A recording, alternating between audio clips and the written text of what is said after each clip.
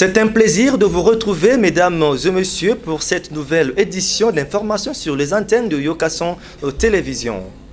Remise des brevets ce lundi 26 juillet 2021 par le chef de l'État Félix Tshisekedi Tshilombo au lauréat de l'école des guerres baptisé Etienne Tshisekedi Wamulumba. La cérémonie s'est déroulée à Mbinza Ozone dans la commune de Ngalema.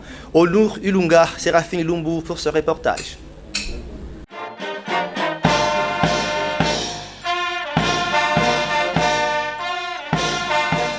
Le centre supérieur militaire situé à Mbinza Ozone dans la commune d'Ngaliema, cadre choisi pour la cérémonie de la remise des brevets aux lauréats de la première promotion de l'école de guerre, baptisée Etienne Tshisekedi Wamulumba, sous le haut patronage du président de la République, chef de l'État, commandant suprême des forces armées de la police congolaise, Félix Antoine Tshisekedi Tshilombo.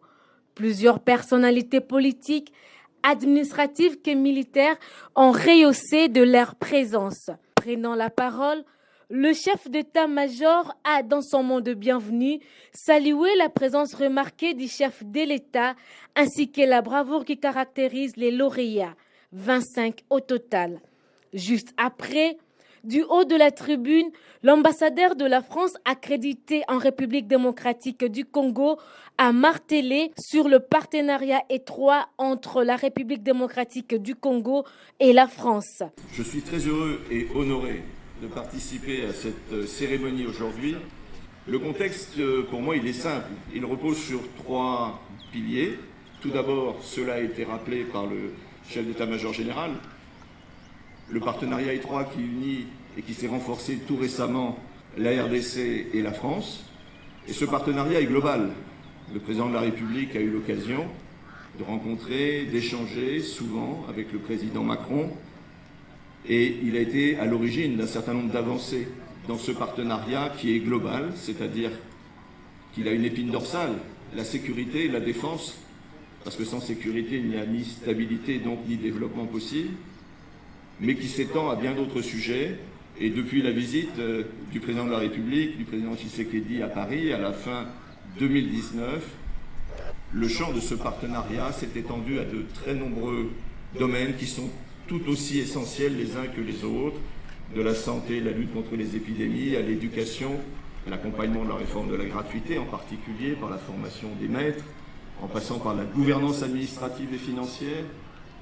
Je fais référence notamment à l'interconnexion des régies de recettes ou encore la francophonie. Et la France est heureuse de pouvoir apporter sa pierre ou contribuer à la préparation des prochains Jeux de Kinshasa. Dans son mot de clôture, le ministre de la Défense et ancien combattant a tenu à remercier les lauréats tout en les rappelant d'assumer avec abnégation leurs tâches dans le respect de la devise du FARDC qui se résume dans la phrase « Ne jamais trahir le Congo ». Les FARDC, ne jamais trahir le Congo. Ce faisant, à la pleine mesure de vos capacités de leader, en vous souhaitant beaucoup de succès professionnel au fil de votre carrière et beaucoup de bonheur personnel, je déclare la fin de la promotion, de la formation de la promotion Etienne Tshisekedi Wamulumba à l'école de guerre de Kinshasa. Que vive la République démocratique du Congo, que vivent les forces armées de la République démocratique du Congo, que vive l'école de guerre de Kinshasa. Je vous remercie. Tout bien qui finit bien, c'est par un cocktail que s'est clôturée cette cérémonie suivie d'une séance de photos, à la grande satisfaction de tous. Toujours dans ce même registre, après la remise de diplôme aux lauréats du main du chef de l'État, quelques lauréats n'ont pas manqué à livrer leurs impressions. Ils sont au micro de Onur Ilunga, Séraphine Lumbu. Les impressions ne peuvent être que bonnes, parce que être honoré par la présence de la haute autorité du pays qui a bien voulu par sa vision éclairer d'ouvrir ces maillons qui manquaient au niveau des chaînes de formation de notre pays, donc le 3e niveau. Vraiment, ça a été un honneur pour nous et nous lui en sommes vraiment très reconnaissants. D'une manière brève, je dirais que chaque jour on apprend. Mais là, en toute sincérité, nous avons appris que la vie, il faut l'humilité. Apprendre. Et on en prend de tout le monde, des grands, des égaux, même les plus petits soldats. Il a quelque chose à nous apprendre. Oui, vraiment, mon interview, c'est une grande joie et un grand honneur. Parce que quand nous voyons la présence du chef de l'État, nous lui rendons d'abord les hommages les plus différents, parce que c'est par sa synergie et son implication pour matérialiser le partenariat France-République démocratique du Congo. Et aujourd'hui, voici les fruits de ce partenariat. Nous avons l'école de guerre de Kinshasa, et qui aujourd'hui est à sa première promotion. Et la première promotion vient de clôturer la session 2020-2021. C'est une grande joie pour nous, un grand honneur pour la République démocratique du Congo, qui en ce moment est en train de monter en puissance en force des armées de la République démocratique du Congo. Comme prévu, le président de la République démocratique du Congo, Félix Antoine Tshisekedi Tshilombo, a procédé le samedi 24 juillet 2021 à la clôture du séminaire gouvernemental au fleuve Congo Hôtel. Béar Kabea Moïse Vangou. Ouvert le jeudi dernier, le séminaire de gouvernement a été clôturé ce samedi 24 juillet 2021 par le président de la République démocratique du Congo, Félix Antoine Tshisekedi Tshilombo, au fleuve Congo Hôtel. Entre deux jets, le Premier ministre Jean-Michel Samalou Kondé a remercié le chef de l'État pour avoir initié et facilité la tenue du dit séminaire. Profitant de l'occasion, le chef du gouvernement a demandé à tous les membres de son équipe de mettre en œuvre les recommandations formulées. Tout en mettant nos actions avec plus de transparence, respecter la hiérarchie des décisions et mettre fin à toute forme de politique non constructive dans nos pratiques de gestion. La tenue, les comportements et la qualité de la communication au sein de l'équipe gouvernementale peuvent affecter positivement ou négativement le niveau et la qualité de la performance recherchée. La qualité de notre travail collectif et notre implication seront déterminantes pour atteindre les objectifs qui sont essentiellement l'amélioration des conditions de vie de notre population. Pour ce qui est de l'éthique et de la déontologie, dans l'exercice de nos fonctions, nous devons prêcher par l'exemple. Bannissons les mauvaises pratiques et valorisons la fonction qui est la nôtre. Par ailleurs, il nous a été rappelé une exigence nécessaire, c'est le respect du temps, en vertu de celui qui nous reste dans cette législature. N'oublions pas la corrélation entre l'efficacité et l'efficience pour devenir performant. Prenant la parole, le chef de l'État Félix Antoine Tshisekedi Tshilombo reste optimiste. Il m'a été fait part, en outre, de la haute qualité des échanges et surtout de la nature des questions abordées au cours des différentes sessions et j'en suis heureux. Je vous félicite donc pour l'attention toute particulière dont vous avez fait montre durant tout le séminaire et j'imagine déjà votre empressement d'aller vite et maintenant sur le terrain pour donner des réponses appropriées aux préoccupations de nos concitoyens. Mesdames et messieurs, je voudrais saisir cette opportunité pour féliciter Monsieur le Premier ministre d'avoir coordonné cette initiative combien louable, qui a eu pour objectif de doter les membres de son équipe d'outils, de méthodes et techniques dont ils ont besoin pour accroître les chances de matérialisation des différentes priorités sectorielles définies dans le cadre du programme d'action gouvernementale. Sur ce, je déclare clos le séminaire gouvernemental portant sur le thème « Créer une dynamique de changement par la culture de l'excellence et la gestion axée sur le résultat ». Je vous remercie. Ces séminaires ouvrent la voie à la mise en place des cabinets ministériels.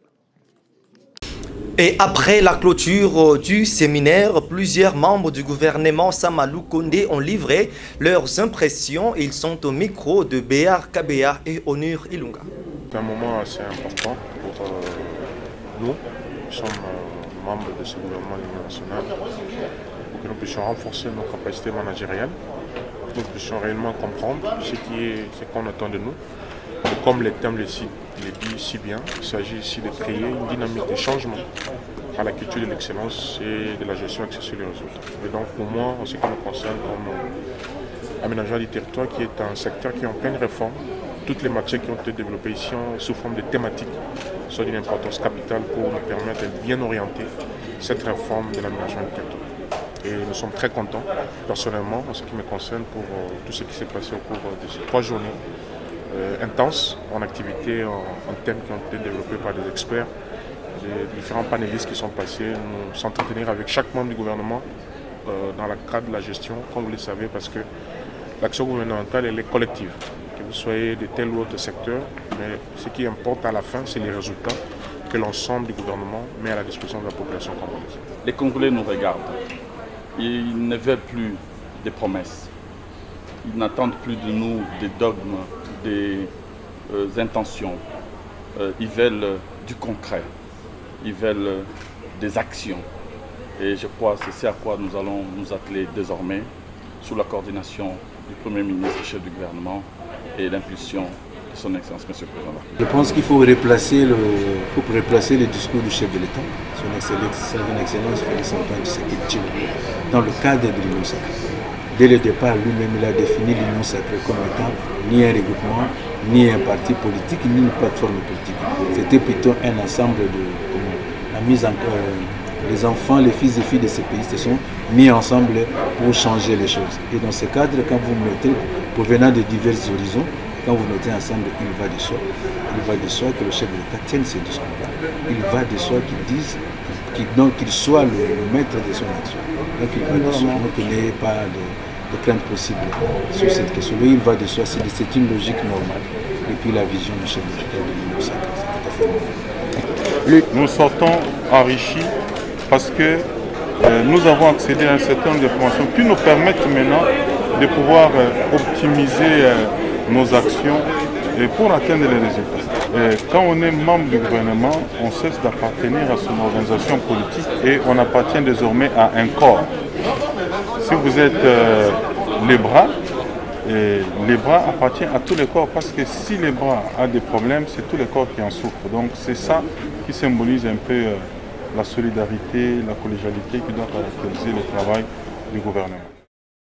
Poursuivons ce journal avec cette note. Le ministre d'État en charge de l'aménagement du territoire, Guy Luandomboyo, a présenté ce lundi le programme récité destiné à désenclaver le village et territoire afin de renforcer leurs capacités pour permettre leur développement économique.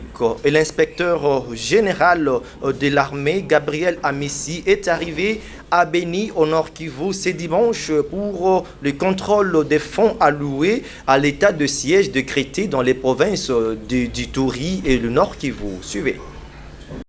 L'inspecteur général des forces armées de la République démocratique du Congo, Gabriel Amissi, est arrivé dans le territoire de Béni, au Nord Kivu, ce dimanche 25 juillet 2021. Le général d'armée dirige une mission de contrôle de fonds alloués aux opérations militaires dans le cadre de l'état de siège. À cet effet, une mission publique mise à la disposition des FARDC pendant cette période d'état de siège en vue de rationaliser les différentes ressources mises à la disposition pour remplir leur mission régalienne, a déclaré le major Jéric Bello, porte-parole de l'inspection générale des FARDC. Ces hauts responsables de l'armée étaient dans les territoires de Bunia, en Ituri, pour la même mission qui a abouti à l'arrestation de 9 officiers soupçonnés du détournement des fonds mis à la disposition du secteur opérationnel pour l'état de siège. Restons toujours à l'est du pays, sous les commandements du commandant suprême des forces armées congolaises, Félix Antoine Tshisekedi Tshilombo. Les opérations de victoire se poursuivent à l'est du pays. Plusieurs villages ont été récupérés. Suivez Obed Louaba. Une défense à saluer à côté des forces armées congolaises, c'était après la récupération de Boga, un village pris en otage par les rebelles étrangers au bout de quelques mois passés. L'armée congolaise s'est imposée sans relâche pour récupérer ces villages et faire siéger la population qui a fui ses origines. Sur ce, les résultats de l'état des sièges très positifs depuis sa proclamation par le président de la République, Félix Antoine Tshisekedi Tshilombo, très déterminé pour rétablir la paix à l'est de la République démocratique du Congo. Notons que ceci c'est sous le commandement du gouverneur militaire Johnny Luboya Nkashama qui, selon sa psychologie, de conduire les forces armées au front. Pour le moment, les forces armées continuent les opérations et au nom du gouverneur militaire de la province de l'Ituri et commandant des opérations, le lieutenant-général Luboya Nkashama Johnny, nous encourageons toute la population qui avait pris fuite. Nous appelons toute cette population de regagner leur milieu d'origine. Les activités sont actuellement observées au calme dans la province de l'Ituri, précisément à Boga village. Revenons à Kinshasa, mesdames et messieurs. Être cadre de l'UDPS n'est pas un privilège, mais une charge. Voilà qui justifie la visite du secrétaire général adjoint en charge de la communication, organisation et implantation, Gaspard Munganga Pili, dans sa base ce samedi 24 juillet 2021. Images et commentaires. Le secrétaire général adjoint de l'UDPS en charge des communications, mobilisation et implantation, M. Gaspard Munganga, a visité sa section des Kalamou samedi 24 juillet 2020 sous l'invitation du président sectionnaire de cette contrée. 16h45, l'heure à laquelle l'homme qu'on appelle général a quitté sa résidence pour répondre à l'invitation de sa section, accompagné de sa forte délégation. Arrivé à l'endroit, le secrétaire général adjoint a été reçu par un accueil chaleureux de sa section. Rappelons que a commencé par la prière, ensuite l'hymne du parti.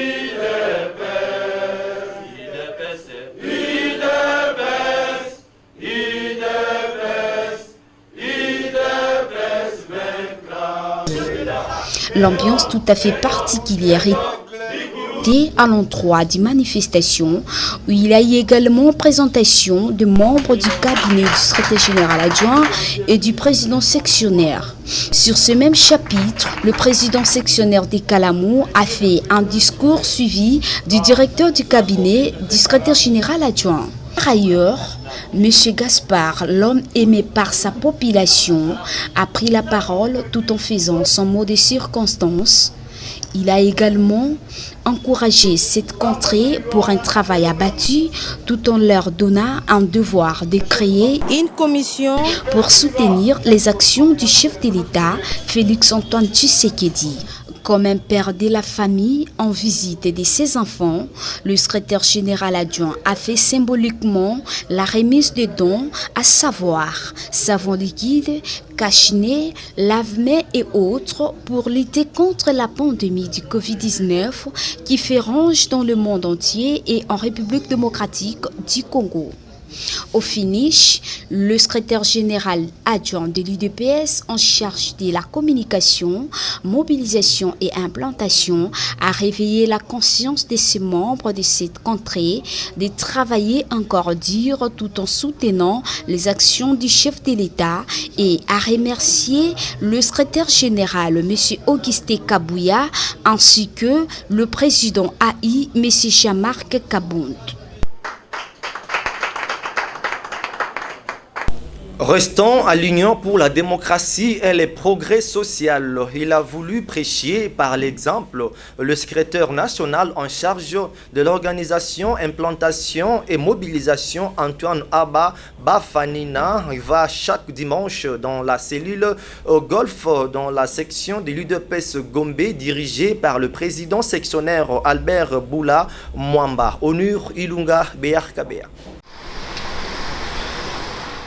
Pendant que d'autres partis politiques sont dans les profonds sommeils, L'Union pour la démocratie et le progrès social UDPS en sigle est en train de fuiter les armes pour gagner démocratiquement les élections de 2023. Pour ce dimanche, jour des cellules, le président de l'UDPS, Gombe Albert Boulamwamba, est allé redynamiser la cellule golf dirigée par Esther Meta. Sur place, ils ont été agréablement surpris par la visite de l'un des membres de la cellule golf. Il s'agit du secrétaire national en charge de l'organisation, implantation et mobilisation Antoine Abba Bifanina. En définitive, que je suis le modèle, parce que moi-même d'abord je suis le numéro 1 du département de l'organisation et implantation du parti. Au sein de l'exécutif, le secrétaire général Augustin Kabouya, sur ordre du président Aïe Jean-Marc Kabunda Kabound, vous avez recommandé que chacun de nous puisse aller répondre dans ces entités de base, en l'occurrence la cellule. Et moi, étant membre de cette cellule, je ne pouvais qu'être le modèle de la participation effective dans les activités de ma cellule golf ici à Gombe. C'est pourquoi vous m'avez vu ici. Content de la visite du conseiller du chef de l'État et secrétaire national en charge de l'organisation, implantation et mobilisation dans sa section, Albert Boulamwamba livre ses impressions. Les impressions sont les meilleures dans le sens que nous avions demandé à la présidente cellulaire qui coordonne ces activités de pouvoir un peu appeler les membres parce que la section ne devrait pas faire cette étape d'itinérance dans toutes les cellules qui composent la section de l'UDPS Gombe. Alors nous avions commencé l'itinérance avec la cellule Fleuve et nous sommes passés par commerce centre d'affaires. Aujourd'hui nous sommes à Golf et le dimanche prochain nous serons dans d'autres cellules ainsi de suite pour terminer. Bien avant, le mot de bienvenue a été prononcé par la présidente de la cellule Golf Esther Meta. Une cérémonie riche en couleurs et en spectacles.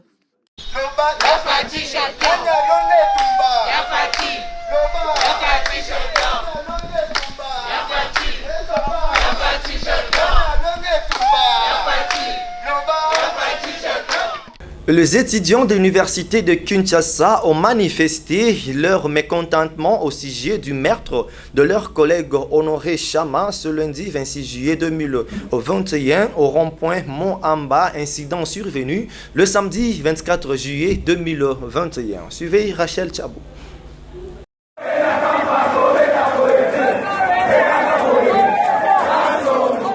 La situation demeure tendue ce lundi 26 juillet 2021 à l'université de Kinshasa suite à la mort par balle de l'étudiant Honoré Chama Kwete survenu le samedi. Plusieurs étudiants étaient sur la voie routière et les autres à l'intérieur du site universitaire pour manifester et présenter leur mécontentement.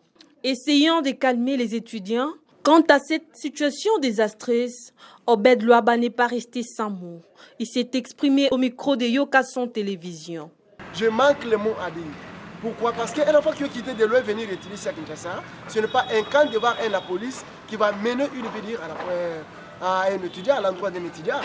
Un étudiant n'est pas un ennemi pour un policier, et plutôt c'est un cadre pour un pays. Alors c'est un acte dont nous nous déclarons aussi qui n'est pas à tolérer. Et nous exigeons, l'État congolais doit se prendre en charge de bannir tous les actes ignobles que la police est en train de faire passer au milieu des étudiants, des écoliers qui viennent subir des conséquences par des balles. Donc ce n'est pas quelque chose qu'on doit aimer. Alors nous nous demandons que la justice s'implique massivement afin de donner une solution plus positive par rapport à cette situation. Voilà. Signalant que, dans un communiqué de presse rendu public le dimanche 25 juillet 2021, le commissaire provincial et commandant de la ville de Kinshasa, Silvano Kasongo, a condamné avec rigueur la bavure policière qui a coûté la vie à Honoré Chama Kwete le samedi 24 juillet au quartier Libération dans la commune de Selembao. Sur ce, le général Silvano Kasongo a annoncé le début des enquêtes afin de mettre la main sur les policiers en fuite. Bouclons ce journal avec le Jeux olympiques Tokyo 2021. La représentativité de la République démocratique du Congo est sans succès. Après l'élimination des deux sportifs congolais, il s'agit de Fiston Mbaya Mulumba et Marcellé Sakombi Machu. Suivez. Élimination des deux boxeurs congolais aux Jeux olympiques Tokyo 2021 inquiète certains supporters congolais. Il s'agit de Fiston Mbaya Mulumba et la boxeuse Marcellin Sakombi Machu ont été battus ce dimanche 25 juillet par un japonais, Namasu Daisuke, 16e de finale de la catégorie poids léger, 57-63 kg. Retenons que si cet talent aligné pour représenter la RDC, il lui reste 5 dont la championne d'Afrique, Marie Brancer, est encore sur les préparatifs pour défendre la couleur du pays. Sauf les risques ne nous obligent, mais l'espoir c'est cette dernière est de gagner la médaille et la ramener au pays. Marie Brancer sera face à la Russe, Babi Sevoa, 29 juillet à 2h35 time. Ce journal est complètement terminé, réalisé par Moïse Vangou. Merci à vous de l'avoir suivi et restez branchés sur nos programmes. Au revoir.